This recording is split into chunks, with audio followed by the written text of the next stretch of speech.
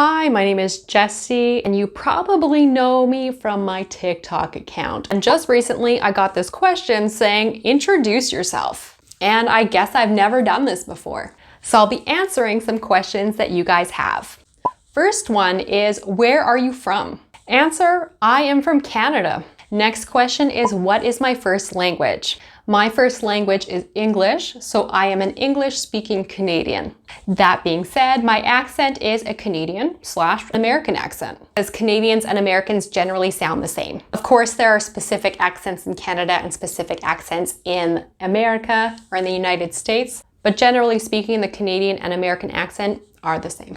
Next, the languages that I speak. So as I mentioned, my first language is English, and my second language is French, and I would say that my French is fairly advanced. When I speak in French, I do not have the accent from France, I have the Quebec accent. So Quebec is the French part of Canada. It is a province, and the official language is French where I live. So I'm from the English part of Canada, but I live in the French part of Canada currently. Editing and sick Jessie here. I forgot to mention my third language is actually Spanish, so it's at an intermediate level, and I am at a very, very beginner level in Ukrainian because it's a language that I have been wanting to learn recently.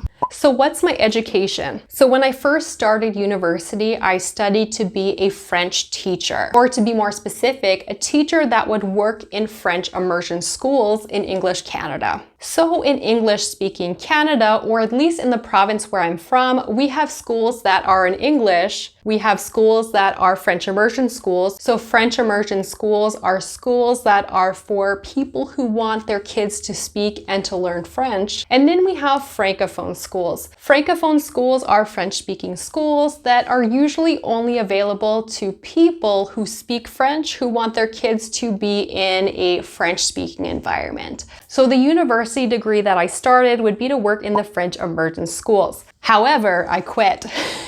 During my second year of university, I was immersed in the French part of Canada and I met my husband, so I did not finish that degree. And I ended up finishing a general multidisciplinary degree. So I studied a variety of topics, and most of them included education, so teaching, the French language, Spanish courses, and Bible studies. So the next question is about my work experience. I'm going to just talk about the last 10 years. And in the last 10 years of my career, I've basically been working in different schools. So when I lived in the English part of Canada, I basically just worked in primary schools. Primary schools, or the elementary schools that I've worked in, were French immersion schools for the most part. So I really got to help basically English-speaking students to be immersed in a French-speaking environment. My job did not include specifically teaching French, but of course I would speak French with the students so they would hear and they would learn, but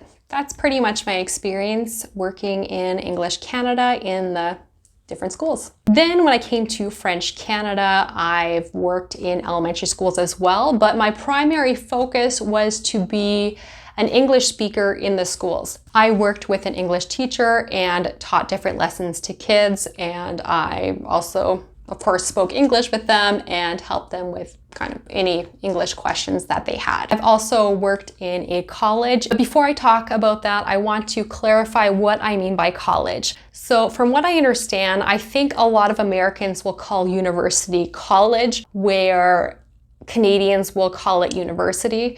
When I say college, I'm talking about the college in French Canada. So in French Canada, or the province of Quebec, their school system is way different than English Canada. So in English Canada, we have elementary school, so primary school, high school, and then we have university or trade school. But in Quebec, we have primary school or elementary school, secondary school, and then we have cégep, which is like college, and then we have university.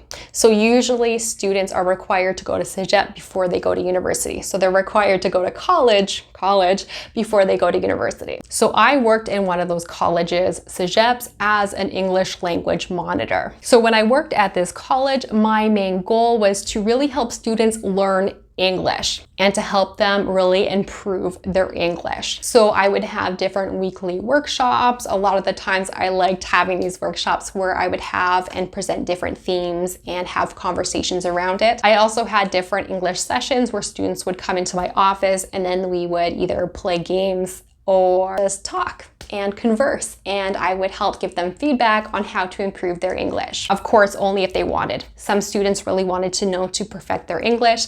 Some students were kind of nervous, so sometimes we would just talk and I would not correct them, because I really wanted to respect each of the students that came into my office. And the last topic, I know that nobody asked, but some of you guys might be wondering, my philosophy on learning a language. Personally, I am not a huge fan of grammar. I believe we learn a language by exposing ourselves to a language, immersing ourselves in a language, practicing and playing in a language, and also getting feedback to help us improve ourselves. Yes, I have learned different things about grammar so I can help people and guide them in their English, but I really don't like grammar. Don't like grammar being the focus of my teachings or my interactions in English, especially when I'm working with English learners.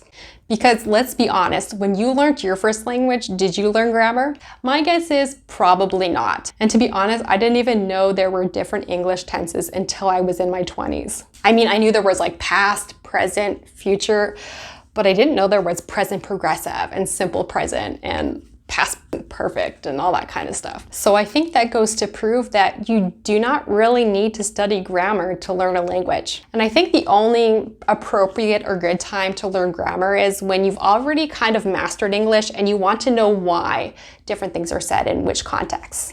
Anyways, if you have any more questions, feel free to comment down below and I might do a video on your questions. Do you want to learn tips on how to improve your English? Feel free to click over here. See you in the next video. Bye.